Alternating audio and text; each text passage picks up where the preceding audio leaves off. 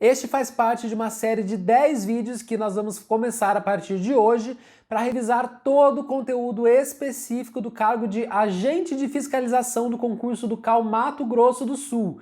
Então, se você se interessou por esse assunto, se vai fazer essa prova ou alguma outra prova do CAU, vem comigo!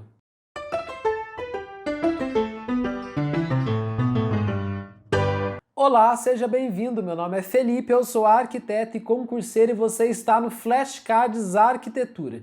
E no vídeo de hoje nós vamos começar a nossa super revisão para o concurso do CAU Mato Grosso do Sul. Eu sei que muita gente que me acompanha por aqui vai fazer essa prova ou está estudando para o concurso do CAU São Paulo, que ainda está suspenso, né?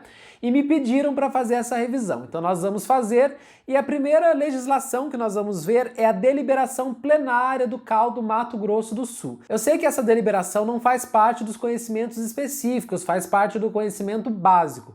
Porém, como muita gente me pediu porque não encontra questões de prova sobre esse assunto, eu resolvi fazer um apanhado geral daquilo que eu considero mais importante para a sua prova, tá ok? Então vamos começar.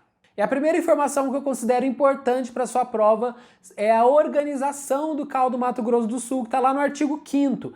Basicamente, ele é organizado em duas partes, em dois grandes órgãos, que são os órgãos deliberativos e os órgãos consultivos. Então vamos ver, ó, lá no artigo 5º fala, são órgãos deliberativos, o plenário do CAU, a presidência, o conselho diretor e as comissões permanentes. Essas comissões permanentes, elas podem ser ordinárias, especiais e ainda nós temos a comissão eleitoral, que é temporária. Então ela é instaurada só quando você precisar fazer alguma eleição, seja do presidente do CAU, seja dos conselheiros, né? Mas ela não existe o tempo todo, ela não é permanente.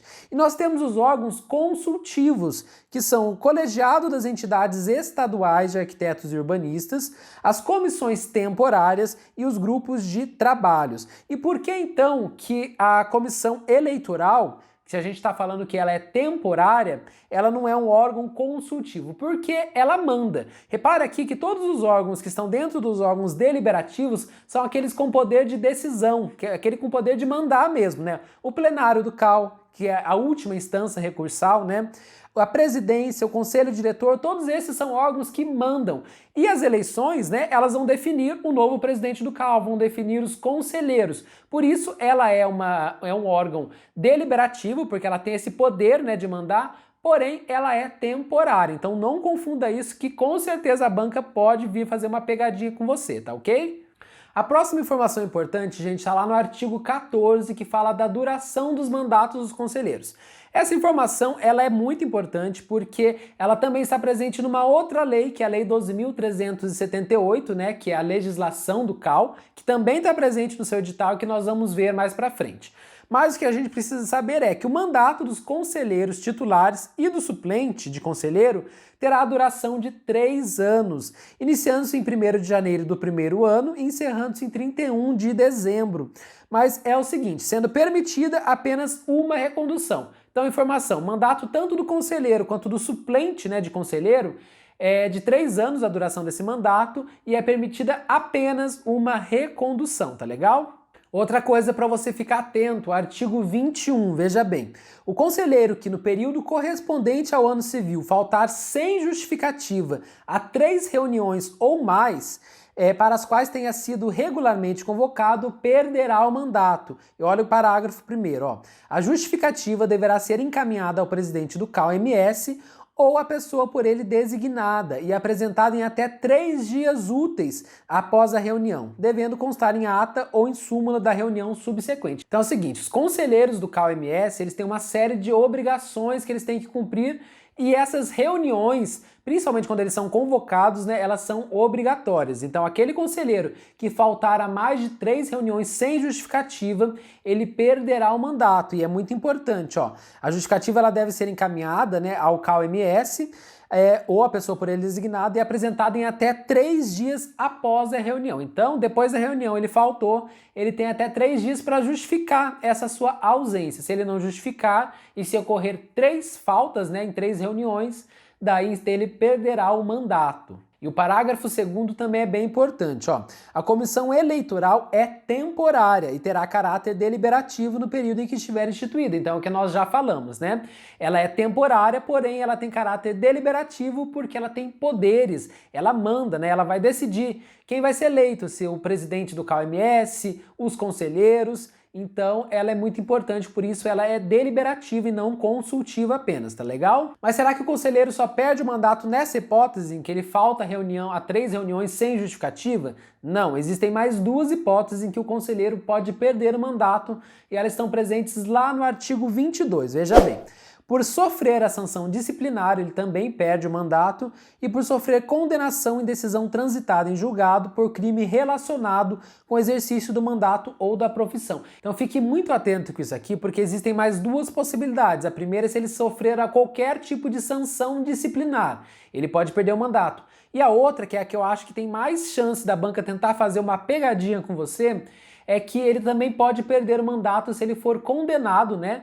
É uma condenação transitada em julgado, quando não cabe mais recurso, por alguma coisa relacionada ao cargo. Veja bem, relacionada ao cargo. Se a questão falar para você que o conselheiro do CAU ele foi condenado com uma sentença transitada em julgado por um crime, sei lá, ele agrediu algum particular enquanto não estava no exercício do trabalho, né? Não estava exercendo o trabalho, isso não vai ensejar a perda de mandato, pode ensejar qualquer outra coisa, mas perda de mandato não. A perda do mandato é só se ele for condenado por alguma coisa relacionada ao cargo, preste atenção nisso.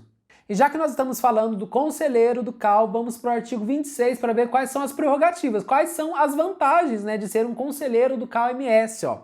São prerrogativas do conselheiro titular: ter voz e voto nas reuniões dos órgãos colegiados de que seja membro, participar das eleições promovidas no âmbito do plenário, ser membro de uma comissão especial e pedir e obter vista de matéria submetida à apreciação nas condições previstas no regimento geral. Por favor, de tudo aqui que eu falei aqui, o mais importante é esse terceiro aqui, ó, ser membro de uma comissão especial. Não é ser membro de uma comissão temporária ou comissão eleitoral permanente, não. É ser membro de uma comissão especial.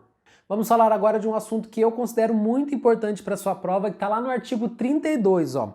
O plenário do CAU-MS manifesta-se sobre assuntos de sua competência mediante ato administrativo da espécie deliberação plenária, que será publicada no site eletrônico da autarquia. Veja bem o parágrafo único. Ó. Serão tomadas por maioria simples as manifestações do plenário, ressalvados os seguintes casos. E é isso aqui que eu quero que você preste muita atenção, porque eu tenho certeza que muita gente vai ter preguiça de ir lá procurar quais são os incisos que ele está se referindo, mas eu trouxe aqui para facilitar para vocês. Ó. Então, é por maioria absoluta, apreciar e deliberar sobre o regimento interno do CAU-MS e apreciar e deliberar sobre a convocação de reunião plenária extraordinária. Então, nesse caso, o plenário do CAU ele se manifesta por maioria absoluta.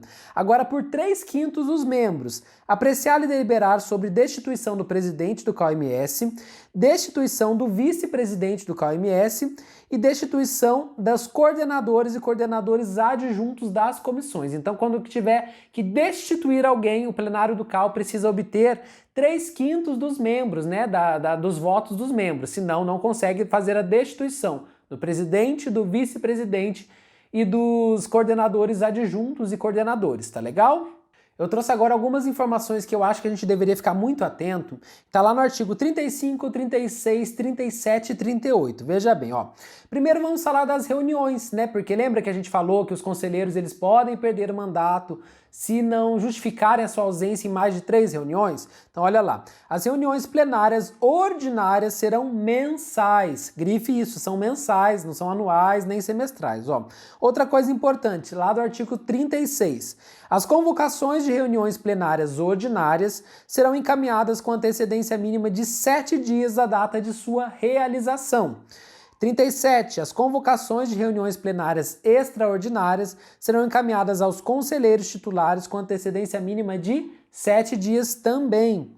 E no 38, ó, as pautas de reuniões plenárias serão disponibilizadas para conhecimento do conselheiro com antecedência mínima de 3 dias. Então veja bem, a convocação para a reunião plenária ela deve ser feita com 7 dias de antecedência, tanto da ordinária quanto da extraordinária. Agora, a pauta da reunião, né, do que vai ser falado, pode ser disponibilizada para os conselheiros com até 3 dias de antecedência. Grave isso. Mas a gente está falando de reunião e como que funciona, né? Como que ela é organizada. Lá no artigo 48, nós temos então a ordem dos trabalhos das reuniões e é muito importante que você saiba. Você não precisa decorar tudo que eu estou falando aqui, tá? Mas você precisa saber pelo menos os 2 primeiros e os 2 últimos, porque às vezes a questão vai te pedir para falar qual trabalho que vem primeiro. E ela vai colocar uns 5 trabalhos lá, então você precisa ter uma noção do que é feito primeiro, tá? Então vamos lá, ó. Artigo 48. A ordem dos trabalhos obedecerá à seguinte sequência: verificação do quórum, execução do hino nacional, leitura e discussão da pauta, discussão e aprovação da ata da reunião plenária anterior, a apresentação dos destaques de correspondências, a apresentação de comunicações e depois nós temos comunicados dos conselheiros, ordem do dia e, por último, assuntos de interesse geral. E a primeira coisa que nós temos que saber sempre começa pela verificação do quórum, ou seja, se tem um número de conselheiros suficiente para conseguir fazer a reunião. Se não tiver, já nem vai para os outros, né? Depois tem o hino nacional, depois a leitura e discussão da pauta e por aí vai. Você precisa saber pelo menos esse começo e como termina, e daí você com certeza vai se virar na hora da prova. E antes da gente continuar com a nossa revisão, eu vou pedir para você deixar o seu like nesse vídeo. Isso me ajuda demais para esse conteúdo ser entregue a cada vez mais concurseiros. E se você ainda não for inscrito do canal, eu te convido a conhecer o canal e se inscrever. Eu tenho certeza que você não vai se arrepender. Eu trouxe para vocês agora o artigo 70 da deliberação plenária, que fala dos recursos do plenário, tá? O plenário é uma instância recursal, como eu disse, então todos os processos vão terminar lá no plenário. Todos não, né? Alguns processos terminam no plenário, né? É a última instância recursal. E nós precisamos saber, eu até coloquei uma setinha aqui nessas informações, que são os prazos, porque eu tô cansado de dizer aqui, as bancas amam prazo, né? Então olha o que diz lá o parágrafo 1º do artigo 70. Salvo expressa disposição em contrário, é de 10 dias úteis o prazo para a interposição do recurso a partir da ciência da decisão recorrida. Então grave esse prazo de 10 dias. Ó, parágrafo 5º. Requerida a concessão de efeito suspensivo, o presidente o apreciará nos 5 dias úteis subsequentes. Então, o prazo que o presidente tem para avaliar, né, o recurso é de 5 dias. Parágrafo 6º. Da decisão que concede ou nega o efeito suspensivo, não cabe recurso administrativo. Então, se o plenário do CAL decidir por não dar o efeito suspensivo a esse recurso, não cabe mais nenhum recurso administrativo contra essa decisão. O que é o efeito suspensivo? É quando todo o processo fica paralisado aguardando o julgamento, né? Aguardando a decisão desse recurso, no caso aqui o plenário do CAL, tá legal? Trouxe mais algumas informações para vocês lá do artigo 80, 81, 82 e 83, que eu também considero muito importante para a sua prova. Ó, parágrafo 1º do artigo 80. As comissões ordinárias terão caráter permanente. Grave isso, tá legal? Outra coisa importante, lá do artigo 82. Serão instituídas no CAL-MS as seguintes comissões ordinárias. Então, quais são elas? São 4, né? A Comissão de Finanças e Administração do CAL, Comissão de Ensino e Formação do CAL, Comissão de Ética e Disciplina e a Comissão de Exercício Profissional. São essas as 4 comissões ordinárias do CAL. E no artigo 83 a gente vai falar da composição dessas comissões ordinárias. Veja bem. As comissões ordinárias serão compostas por, no mínimo, 3 e no máximo 5 conselheiros titulares. Grave isso. No mínimo 3 e no máximo 5 conselheiros titulares. Nós estamos falando tanto dessas comissões ordinárias, então precisamos saber como que elas são organizadas, né? Quem que dirige essas comissões ordinárias. Veja lá o artigo 101. Os trabalhos das comissões ordinárias e especiais serão conduzidos por um coordenador, ou, na sua falta, impedimento, licença ou renúncia, por um coordenador adjunto. Esse coordenador adjunto vai funcionar como uma espécie de suplente, né? O suplente do conselheiro lá vai ser esse coordenador adjunto aqui, tá legal? E olha o artigo 103, ó. Os mandatos de coordenadores e de coordenadores coordenadores adjuntos de comissões ordinárias e especiais terão duração de 1 ano. Então, por favor, não confunda. O mandato do conselheiro é de 3 anos, permitida uma recondução. Agora, o mandato dos coordenadores e dos coordenadores adjuntos é apenas de 1 ano, tá? Ó. Iniciando-se na primeira reunião plenária ordinária do ano, encerrando-se na primeira reunião plenária ordinária do ano seguinte, ressalvado o caso de conclusão de mandato de conselheiro neste período. E mais uma coisa importante, aqui ela não fala nada de recondução, tá? Então é 1 ano só o prazo e depois não fala nada se pode ser reconduzido. Lá do conselheiro não. 3 anos permitida uma recondução, tá legal? Continuando a falar dos coordenadores, artigo 105. Os coordenadores de comissão ordinária serão membros do conselho diretor, grave isso. 106. No caso de renúncia ou de licença do coordenador, esta por período superior a 4 meses, o coordenador adjunto assumirá em caráter definitivo a coordenação da comissão. Então, se o coordenador renunciar, ao mandato dele, quem assume é o coordenador adjunto. Ou se ele se afastar por uma licença superior a 4 meses, também o coordenador adjunto assume definitivamente a coordenação da comissão ordinária, tá legal? E olha o 107. No caso de ausência do coordenador, justificada ou não, em mais de 4 reuniões de comissão, durante o período de mandato do cargo, o coordenador adjunto assumirá em caráter definitivo e a comissão elegerá novo coordenador adjunto a ser homologado pelo plenário do CAU-MS. Então, informações importantes aqui, ó. Se o coordenador ele faltar a mais de 4 reuniões, quem assume é o coordenador adjunto em caráter definitivo. Então tem 2 circunstâncias em que um coordenador adjunto vira um coordenador, tá? Primeiro é se o coordenador se afastar, pedir uma licença ou renunciar ao mandato e a licença por mais de 4 meses. Daí o coordenador adjunto assume definitivamente. Ou se o coordenador faltar em mais de 4 reuniões. Também quem assume é o coordenador adjunto. Não confunda. Lá dos conselheiros, se o conselheiro titular faltar por mais de 3 reuniões, então ele perderá o mandato. Aqui não. Aqui o coordenador, se faltar a 4 reuniões, perde o mandato, tá legal? Vamos agora para o artigo 110. As convocações de reuniões ordinárias e extraordinárias de comissões ordinárias e especiais serão encaminhadas aos membros dessas com antecedência mínima de 7 dias da data de sua realização. Então, quando se falou em convocação para reunião, seja ela de qualquer tipo, é sempre o prazo de 7 dias de antecedência, para convocar a mesa, para convocar todos os conselheiros ou os coordenadores. E olha o parágrafo único. O membro integrante de comissão ordinária ou especial, impedido de comparecer à reunião, deverá comunicar o fato ao presidente ou à pessoa por ele designada, com antecedência mínima de 3 dias da data de sua realização. Então, se a pessoa não puder participar, o membro da comissão não puder ir, ele tem que avisar isso com 3 dias de antecedência. E a última informação que eu quero trazer aqui para vocês é lá do artigo 151, que fala da destituição dos vice-presidentes. Os vice-presidentes do CAU-MS serão destituídos em 2 situações. Primeiro, no caso de perda de mandato como conselheiro, ou segundo, pelo voto de 3/5 do plenário em votação secreta. Então esse segundo aqui é o que nós já vimos, A destituição do presidente, do vice-presidente, dos coordenadores e coordenadores adjuntos, ela só ocorre, pela decisão de 3/5 dos membros do plenário. Bom, pessoal, esse foi o vídeo de hoje. Espero que vocês tenham gostado. Deixe aqui nos comentários o que vocês estão achando, dessa revisão para o concurso do CAU do Mato Grosso do Sul. E até o próximo vídeo!